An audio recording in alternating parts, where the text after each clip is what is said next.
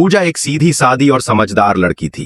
उसे देखने लड़के वाले आए। लड़के की मां ने मुस्कुराते हुए कहा, है पूजा से कोई रोक टोक नहीं होगी, जो उसका मन करे वो कर सकती है, जो पहनना चाहे पहन सकती है। हम इसे बहू नहीं अपनी बेटी बनाकर रखेंगे। ये बातें सुनकर पूजा के माँ बाप की आंखों में आंसू आ गए। उन्हें लगा उनकी बेटी बहुत अच्छे घर में जा रही है। कुछ दिन बाद पूजा और राहुल की शादी हो गई। अगले दिन ससुराल में पूजा की पहली सुबह थी।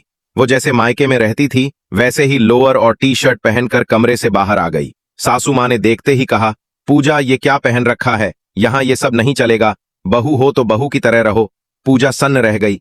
जिस घर ने उसे बेटी बनाने की बात कही थी वहीं अब उसे बहू बनने के नियम सिखा रहा था। कुछ दिन बाद राहुल और पूजा बाहर घूमने जा रहे थे। पूजा ने जीन्स और टॉप पहना। जैसे ही सासू माँ ने देखा फिर गुस्से में बोली, कतनी बार कहाँ है, ये सब पहनकर बाहर मत निकला करो।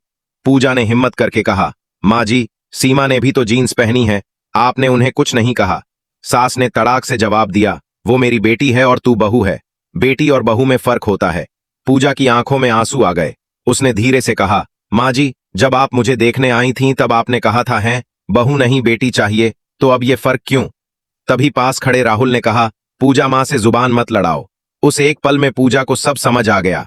बहू को कभी बेटी नहीं बनाया जाता। शादी से पहले सब कहते हैं बेटी की तरह रखेंगे, पर शादी के बाद वही लड़की बस बहू बनकर रह जाती है, जिससे सब उम्मीदें रखते हैं लेकिन अपनापन कोई नहीं देता।